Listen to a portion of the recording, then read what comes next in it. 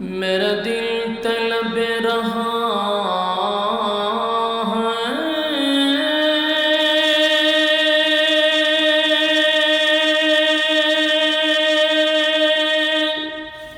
मेरे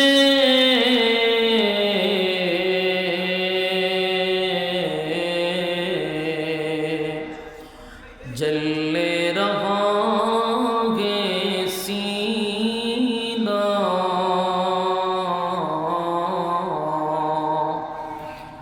हे दवा वही मिलेंगी मुझे ले चलो मदीना बलगल उला बिकमालिही हसनत जमीअ खसालिही सल्लु अलैहि। শীষ কমান একটা শীষ দিতে পারবে না। বলগল উলা বিকমালিহি কাশফত তুজা বিজামালিহি। এখনো নয়েজ দিতেছে, নয়েজ বন্ধ করেন। বলগল উলা বিকমালিহি কাশফত তুজা বিজামালিহি হাসনাত জামিল। এই মাউথগুলো বন্ধ করেন তো, এই মাউথের সুইচ বন্ধ নি দেখেন। সাল্লু আলাইহি।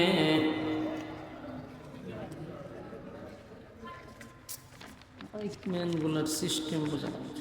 আলহামদুলিল্লাহ, আয়োজিত আপনাদের পূর্ব আলাদাতপুর মোহাম্মদিয়া জামের মসজিদ ও আফিয়া খাতুন হাফিজিয়া নুরানিয়া মাদ্রাসা ও এলাকাবাসী যুব সমাজের উদ্যোগে আয়োজিত আজকের এই তাফসিরুল কোরআন মাহফিলের সম্মানিত সভাপতি,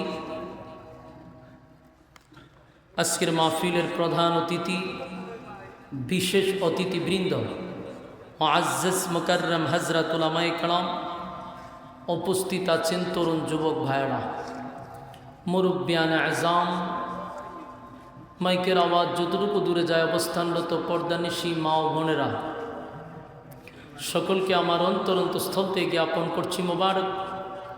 সবটুকুন শুকরিয়া আল্লাহ সুবহান মহিয়ান গড়িয়ান সর্বশক্তিমান আল্লাহ পাকের জন্য, যিনি অত্যন্ত দয়া মায়া করে হাজারো মানুষের মাঝখান থেকে যাচাই বাছাই করে নির্বাচিত করে পছন্দ করে মহব্বত করে ভালোবেসে কিছু সংখ্যক মানুষকে দ্বীনি মজলিসে সুস্থ অবস্থায় আল্লাহ বসাইছেন। এই জন্য শুকরিয়া আদায় করছি আলহামদুলিল্লাহ। লক্ষ কোটি দরুদ এবং সালাম আল্লাহর সৃষ্টির প্রধান আকর্ষণ জনাবে মুহাম্মদুর রাসূলুল্লাহ সাল্লাল্লাহু আলাইহি ওয়াসাল্লামের উপর। সম্মানিত সুধী, আপনারা এখানে আসতে পেরে বসতে পেরে খুশি না বেজার? রাস্তাঘাটে দোকানপাটে যারা আছেন, মেহেরবানি করে প্যান্ডেলে বসে যাই। এখানে প্যান্ডেল, আপনারা প্যান্ডেলের বাহিরে দাঁড়ায় রয়েছেন। ওই প্যান্ডেলের বাইরে গেছে লুগায় দেখে পয়সা যান, প্যান্ডেলের ভিতরে পয়সা যান। আপনাদের জন্য আয়োজন করা হয়েছে। আপনারা যদি প্যান্ডেলে না বসা বাহিরে থাকেন তাহলে আমরা কথা না বলি। প্যান্ডেলের ভিতরে যারা আসতে চায় আসুক, আর যারা আসতে চায় না অসুবিধা নেই। রাত কি বেশি হয়ে গেছে? আপনাদের লক্ষণ বাপ সাপ বোঝা যায় রাত 3টা বাজে। তাড়াহুড়া লড়াছড়া। একটা জায়গায় স্থির হইয়া বসেন। আপনাদের বসার উপরেও বক্তার কথা বলার আগ্রহ তৈরি হয়। আপনাদের এলোমেলোর কারণে যিনি বলনেওয়ালা তার মন মানসিকতা নষ্ট হয়ে যায়। কথা বলার মতো মন মানসিকতা থাকে না। এমনি প্যান্ডেল শ্রোতাদের অবস্থা দেখে আলোচকের মন নষ্ট হওয়ার কথা।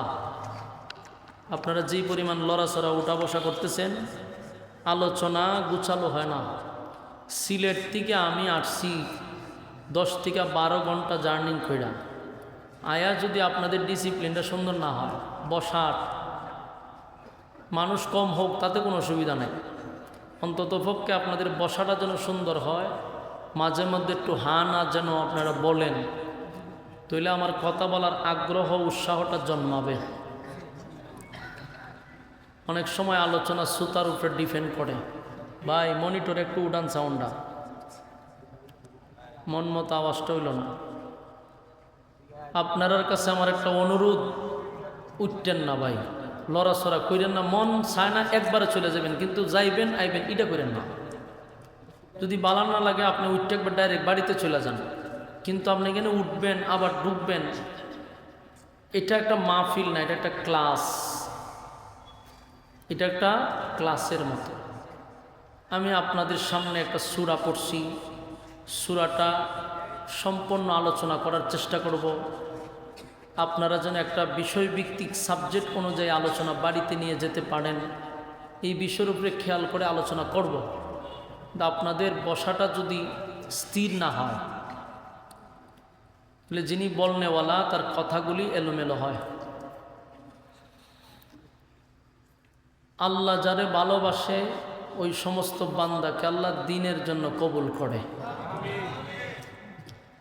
সবাই চাইলেই দ্বীনি মজলিসে বসতে পারে না, সবাই চাইলেই ভালো কাজে শরীকও হতে পারে না।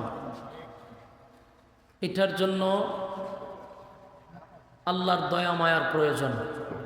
যারা বসছেন আল্লাহ আপনাদের প্রতি দয়া এবং মায়া করছে, মহব্বত করছে, এই জন্য আপনারাও নিয়ত করেন যেন মোনাজাত পর্যন্ত আপনারা বসতে পারেন। এর আগে শয়তান বিভিন্ন ধরনের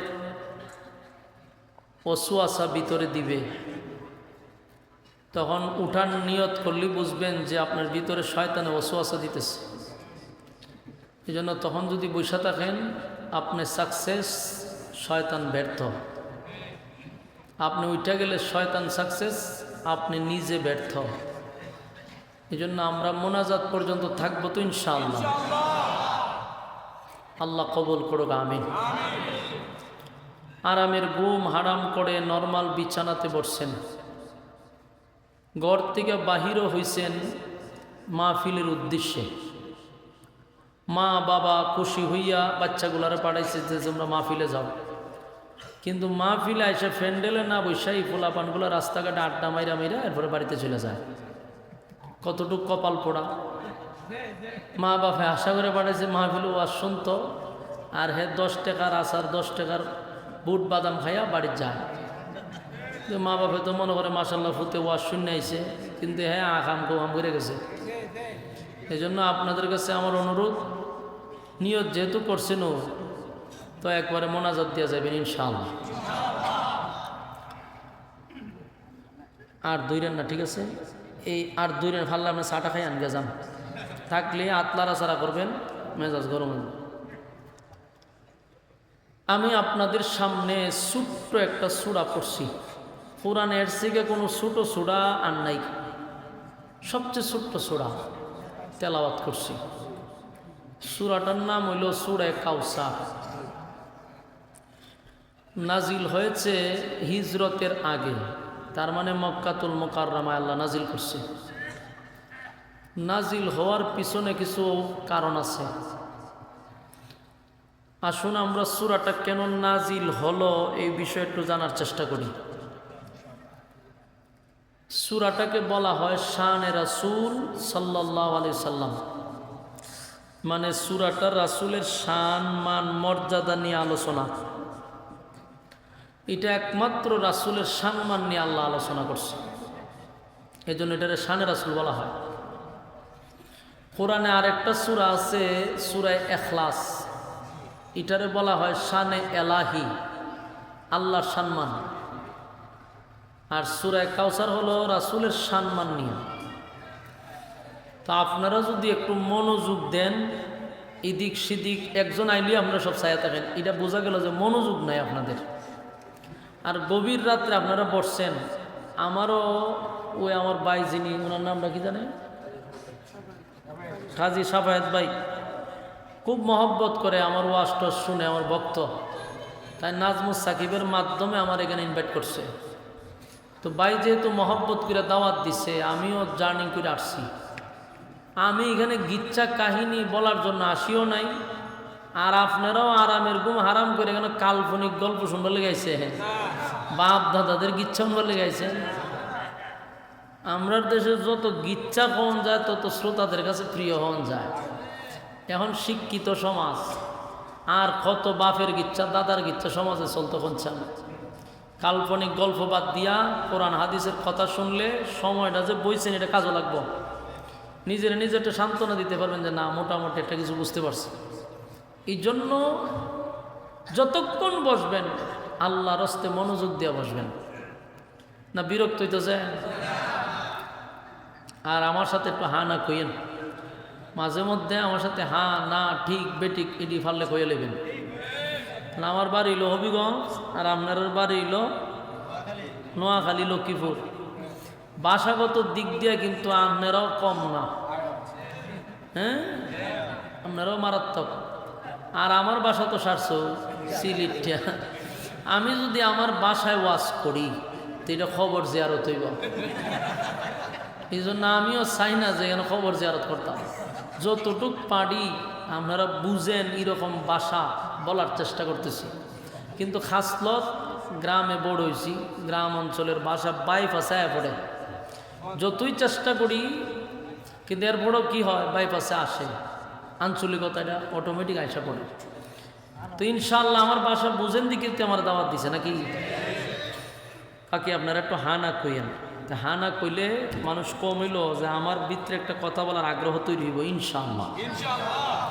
আসুন, প্রথম আমরা সূরাটা কেন নাজিল হইল এটা জানি।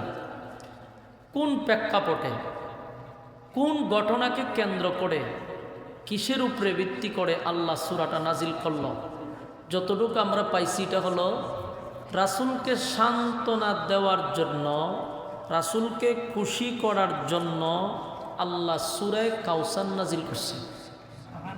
দেখেন তো এখানে সুবহানাল্লাহ আসেনি? এই তো আপনারা গুতা দিয়া কম লাগে, গুতা দিবার আগে কইতে হইব, কোনা না কোনটা ফিটিং করে নেবেন।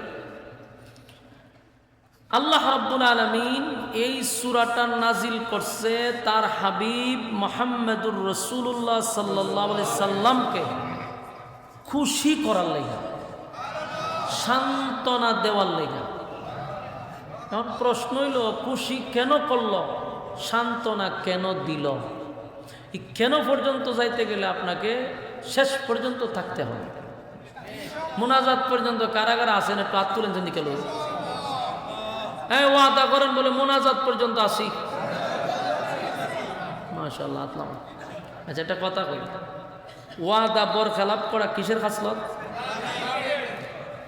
একটা মানুষ যদি খালি অন উঠে, আমি কমু খেয়ে যায়, সবাই মিলে স্লোগান দিবেন যে মুনাফিক যাইতেছে, এইভাবে কইবেন, তাহলে হেতের যদি ইজ্জত থাকে এ বসে থাকবে। আর যদি কেউ উডের স্লোগান দেন, বুঝবেন এর ইজ্জত নাই, নিজে নিজে মানুষের সামনে কয় আমি বেজ্জিত্যা, আমার বুঝে শুনে উঠতেন, জাগা মতো আমার আটকেছি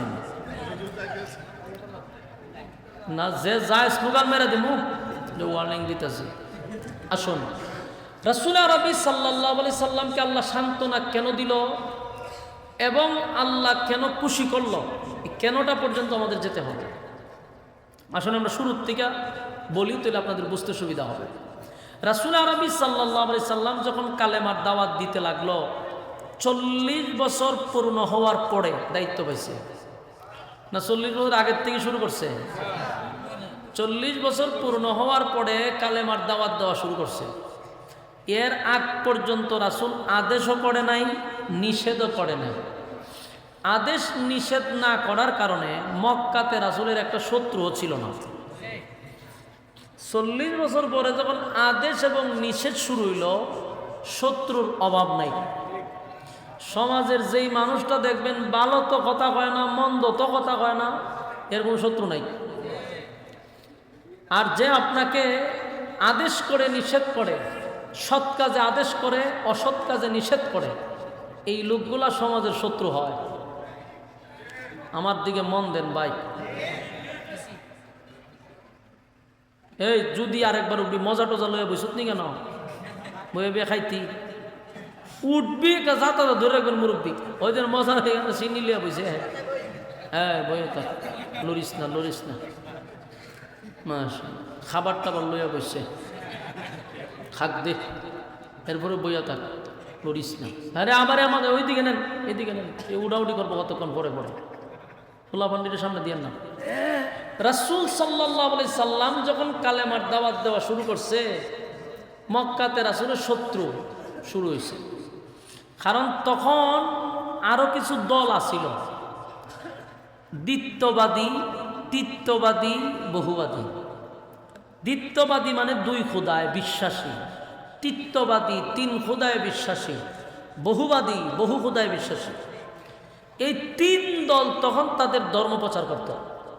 আর রাসূল যখন হঠাৎ করে বলল লা ইলাহা ইল্লাল্লাহ, আল্লাহ ছাড়া কোনো মাবুদ নাই, আর মুহাম্মাদুর রাসূলুল্লাহ সাল্লাল্লাহু আলাইহি ওয়াসাল্লাম আমি আল্লাহর বান্দা এবং রাসূল, আমাকে তোমরা শুধু মুহাম্মদ বলবা না, আমাকে তোমরা রাসূলুল্লাহ বলবা। ওই তিন দল তারার কিন্তু ধর্ম এক না, ধর্ম ভিন্ন। খ্রিস্টান, ইহুদি, মূর্তি পূজারী, ধর্ম কি তিনটা এক না তিন রকম? কিন্তু দেখবেন মুসলমানকে দমানোর জন্য তিন দল এক হয়ে যাবে, চিরসত্য। আজ থেকে 1400 বছর আগে চিন্তা করেন, 1400 বছর আগে এরা তিন দল, ধর্ম তিনটা, কোনো সমস্যা নাই। কিন্তু রাসূল যখন এক আল্লাহর দাওয়াত দিল তখন তিন দল এক হয়ে গেছে, এক হইয়া মোহাম্মদকে থামাও। 1400 বছর পরে দেখলাম হিন্দু, খ্রিস্টান, বুদ্ধ এরা এক প্ল্যাটফর্মে থাকে, এরা সুরে সুরে মতল ভাই, কিন্তু ইসলামের ক্ষেত্রে টাস করে এক হয়ে যায়। বোঝা গেল এরা মূলে গুড়া সব এক। এই জন্য ইসলামের প্রতি তাদের একটা বিদ্বেষ। দেখছেন না কিছুদিন আগে ওই যে ইসকন এরার সাথে দেখবেন খ্রিস্টান এক হইছে, ইহুদি এক হইছে, হিন্দুবাদীরা এক হইছে, সব মিল্লা মুসলমান টেকাও, এটা হলো স্লোগান। এগুলা মূলে হইল সবগুলা বেঈমান, এটার সব গুড়া এক জায়গায়। তো রাসূল সাল্লাল্লাহু আলাইহি সাল্লাম একত্ববাদী খোদার দাওয়াত দেই, তিন দল গেছে এক হইয়া কয় মক্কা নগরীতে আমরা কালেমার দাওয়াত দিতে দিব না, আমরা বাপ দাদা পূর্বপুরুষ থেকে আমরা দাওয়াত দিয়ে আসতেছি, নতুন করে সে দাওয়াত দিবে এটা তো মেনে নেওয়া যাবে না। রাসূলের বিরুদ্ধে তিন দল মিলে আন্দোলন শুরু করছে। তা আন্দোলন বহু করছে, মিছিল মিটিং যা আছে সব করছে, কিন্তু রাসূলের উপরে আঘাত করতে পারছে না। কেন? সাসাসিন সর্দার আবু তালেব পাওয়ারফুল নেতা আছেন, এই নেতার বয়ে রাসূলকে কেউ ডাইরেক্ট আক্রমণ করে না। গেল একজন। দুই নাম্বার হলো রাসূলের আরেকজন গার্জেন ছিল। আবু তালেব তো রাসূলের একজন গার্জেন, আরেকজন ছিল রাসূলের নিজের স্ত্রী আম্মাজান খাদিজা রাদিয়াল্লাহু তাআলা। উনি মহিলা, আবার হলো নবীর স্ত্রী, কিন্তু আবার গার্জেন। গার্জেন কিভাবে? মক্কাতে খাদিজার সামনে দাঁড়াইয়া কোনো বেঈমান কথা বলতে পারছে না। দেখেন জানি কেন সুবহানাল্লাহ আসেনি? কোন সময় কন আপনারা? আপনার এলাকার বিষয় তো আমি জানি না, কেউ মরে গেল তো করতে পারেন, সিস্টেম তো আমি জানি না। আম্মাজান খাদিজা একজন মহিলা মানুষ, কিন্তু নবীর বিরুদ্ধে কথা বলে, কিন্তু খাদিজার সামনে বলে না। নবীর উপরে আক্রমণ করবে, কিন্তু খাদিজার সামনে দাঁড়ালে আর করে না। প্রশ্ন হলো খাদিজার এত ডরায় কেন? এর কয়েকটা কারণ আছে। কারণ হলো কয়েকটা গুণে গুণান্বিত হইলে মানুষ সমাজে তার সবচেয়ে বেশি সম্মান করে। যেমন একটা গুণ হইল যদি লোকটা উচ্চ শিক্ষিত হয়। দুই নাম্বার হলো শিক্ষিতর সাথে যদি তার বংশীয় মর্যাদা থাকে, মানে ভালো বংশের যদি হয়। তিন নাম্বার হলো লোকটার যদি টাকা পয়সা থাকে, লোকটার যদি টাকা পয়সা থাকে। চার নাম্বার হলো যদি লোকটা দেখতে একটু সুঠাম দেহের অধিকারী হয়। এই গুণে গুণান্বিত হইলে মানুষ এমনি তার সম্মান করে। খাদিজা এক নাম্বার হলো উনি শিল্পপতি ছিল, টাকাওয়ালা। দুই নাম্বার হলো উনি শিক্ষিত ছিল তখনকার যুগে। তিন নাম্বার হলো উচ্চ বংশের সম্ভ্রান্ত পরিবারের মহিলা ছিল। 4 নম্বর হলো তখনকার বিশ্ব সুন্দরী ছিল। সুবহানাল্লাহ। এই জন্য রাসূলকে কিছু বলতে গেলে খাদিজার সামনে সাহস পেত না। 2 জন গার্জেন কালেমার দাওয়াত দিতে গিয়ে 2 জন মানুষ রাসূলকে অনেক হেল্প করছে। অন্তত পক্ষে যতদিন তারা বেঁচে ছিল মার খেয়েছে না, রাসূল মার খায় নাই। এইখানে কথা কয় কাটা পোশাক লাগা খার রসু করে আমরা দায়িত্ব কিতা। রাসূল সাল্লাল্লাহু আলাইহি সাল্লামকে টাচ করার কি করছে না, সাহস পায় নাই। কারণ 2 জন গার্জিয়ান পাওয়ার পর কালেমার দাওয়াত দিতেছে, অপপ্রচার চলতেছে, কিন্তু মারার সাহস পায় না। কিন্তু দেখেন ঘটনাটা কি ঘটলো। আম্মাজান খাদিজা দুনিয়ার থেকে বিদায় হয়ে গেছে। তো রাসূলের একটা সাইড শেষ। সুখের কথা, দুঃখের কথা আম্মাজানের কাছে বলতো। কোনো সমস্যা হইলে খাদিজার কাছে রাসূল বলতো। আম্মাজান খাদিজা রাসূলকে সান্ত্বনা দিত। খাদিজা মারা গেল। কিছুদিন যেতে না যেতেই রাসূলের আরেকজন গার্জেন আবু তালেব, চাচা আবু তালেব, উনিও মারা গেছে।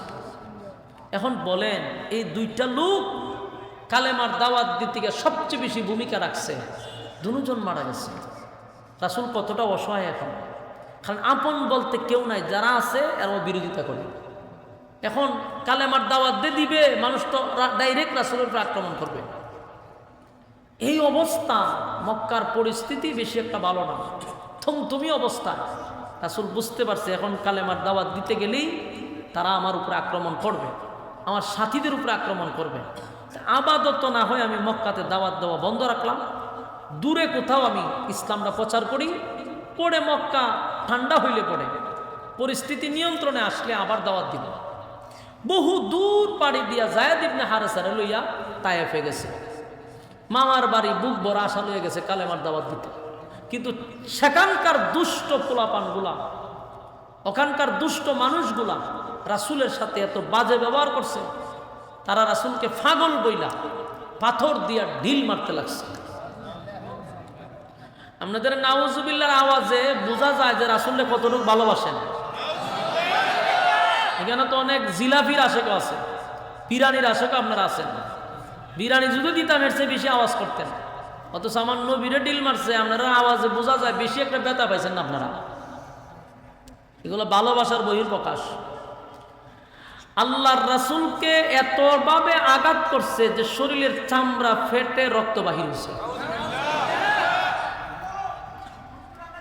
আপনি বলেন কতটুক জোরে ডিল মারলে পড়ে চামড়া ফেটে রক্ত বাহির হয়? আল্লাহর রাসূলের শরীরে যেখানে মশা এবং মাছি বসা হারাম, বসতো না, ভুলেও রাসূলের শরীরে মশা মাছি বসে, সেই সুন্দর শরীরটার মধ্যে পাথর দিয়ে আঘাত করতে করতে সারাটা শরীর ফাটাই দিছে, রক্ত শূন্য হয়ে গেছে, রাসূল জমিনে বেহুশ হয়ে পড়ে গেছে। এরপরেও দেখেন যখন রক্ত ঝরতেছে তারা বৃষ্টির মতো পাথর মারে, আর রাসূল রক্ত নিয়ে ব্যস্ত। যায়েদ ইবনে হারেসা বলে, হুজুর পাথর মারতাছ আপনি, পাথর আটকাইয়া না আটকাইয়া রক্ত লইয়া আপনি ব্যস্ত কেন? আল্লাহ রাসূল কয়, যায়েদ আমার রক্ত যদি জমিনে পড়ে, জমিন রে হুকুম দেওয়া লাগবে না, জমিনের মধ্যে কম্পন শুরু হয়ে যাবে। আর আমার রক্তের ওজন লোড তায়েফের মানুষ না বুঝলেও জমিন বুঝে। তাই আমি চাই না আমার রক্ত যদি জমিনে পড়ে তার ক্ষতি হয়ে যাবে, তাই আমি চাই রক্ত যেন জমিনে না পড়ে। এই পরিস্থিতিতে রাসূলের কত মায়া এবং মহব্বত চিন্তা করেন। যারা পাথর মারতেছে এরারে বাঁচাইবার লেগে নবীর রক্ত মাটিতে পড়তে দেয় না, শরীরের রক্ত নিজের শরীরে মিশাইয়া দিতেছে, কাপড় দিয়া মুছতেছে, অন্যদিকে তারা পাথর মারতে আছে। এক পর্যায়ে রাসূল বেহুশ হয়ে গেছে। বেহুশ অবস্থায় রাসূলকে দাঁড় করায় আবার পাথর মারছে। একটা পর্যায়ে তারা যখন চলে গেছে, জিবরাইল আলাইহিস সালাতু ওয়াস সালাম গজবের কিছু ফেরেশতা নিয়ে নবীর সামনে হাজির হয়েছে। হাজির হইয়া পয়গম্বর, আপনার রক্ত জমিনে পড়লে জমিনকে হুকুম দেওয়া লাগতো না, জমিনের মধ্যে জালজালা শুরু হয়ে যেত, ভূমিকম্প শুরু হয়ে যেত। তাই আল্লাহ বলেন আমার বন্ধুর রক্ত আমি সহ্য করতে পারি না, শুধু বন্ধুর অনুমতি চাই, বন্ধু এই মুহূর্তে কি চায় সেটা আমাকে বলে দেবে, ব্যবস্থা আমি আল্লাহ নিব। জিব্রাইল কয় হুজুর আমার ডাইনে আমার বামে সব গজবের ফেরেশতা, আপনি খালি হুকুম দিবেন তায়েব ধ্বংস, তায়েফের মাটি উপরে তুললা আবার উল্টায়া আসার মেরে সব মেরালাম, খালি হুকুম দেন। কিন্তু আমার নবী হলেন রাহমাতাল লিল আলামিন, সুবহানাল্লাহ। ওমা আরসালনাকা ইল্লা রাহমাতাল লিল আলামিন। অর্ডার গেছে গা, গেছে গা, আচ্ছা যাক চা খায়। আল্লাহ বলেন আমি পয়গম্বরকে পাঠাইছি তোমাদের জন্য রহমত স্বরূপ। যদি নবীকে রহমত স্বরূপ না পাঠাইতো তায়েব থাকতো, তায়েব ধ্বংস করে দিত। ওমা আরসালনাকা ইল্লা রাহমাতাল লিল আলামিন। আল্লাহ রাব্বুল আলামিন বলেন আমার পয়গম্বরকে আমি তোমাদের জন্য রহমত স্বরূপ পাঠাইছি। শুধু মানুষের জন্য রহমত নয়, আসমান জমিন সূর্য চন্দ্র গ্রহ নক্ষত্র পাহাড় পর্বত সাগর নদী নালা খাল বিল কীট পতঙ্গ সমস্ত মাখলুকাতের জন্য আমার নবী হলেন রহমত। আল্লাহর নবী বলেন জিবরাইল গজবের ফেরেশতা নিয়ে আসছ, আমি হুকুম দিলে সব ধ্বংস করে দিবা। জিবরাইল রে তায়েফের মানুষ যদি ধ্বংস হয়ে যায়, সব ধ্বংস যদি হয়ে যায়, বলো না আমি নবী কোথায় দাওয়াত দিব? যারা আমারে রক্তাক্ত করছে, যারা আমার উপরে আঘাত করছে, আমি জানি তারা আমারে না বুঝে আমার উপরে একের পর এক পাথর মারছে। কিন্তু তুমি যদি তাদেরকে ধ্বংস করে দাও, বলো আমি তায়েফে কোথায় গিয়ে আমি কালেমার দাওয়াত দিব?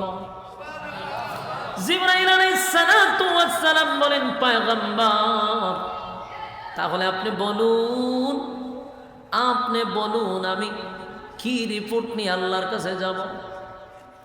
আল্লাহর নবী বলেন জিবরাইল আল্লাহর কাছে জানায়া দাও মালিক যেন এই তায়েববাসীকে হেদায়েত দান করে। সুবহানাল্লাহ। এত রক্তাক্ত হওয়ার পরেও, এতটা রক্তাক্ত হওয়ার পরেও আল্লাহর পয়গম্বর মালিকের কাছে তাদের হেদায়েতের ভিক্ষা চায়। এ মালিক, আমাকে তারা না বুঝে আমার উপরে আক্রমণ করছে গো, তুমি তাদেরকে হেদায়েত দান করে দাও। ঠিক রক্তাক্ত শরীর লইয়া আঘাতের পর আঘাতের জখম নিয়া পয়গম্বর আবার মক্কায় ফিরে আসছে।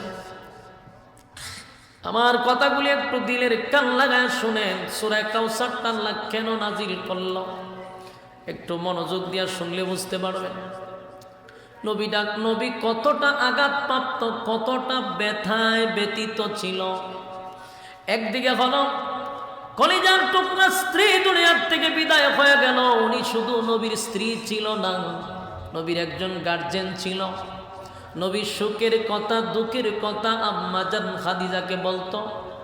খাদিজা বুদ্ধিমতী একজন মহিলা ছিল, জ্ঞানী মহিলা।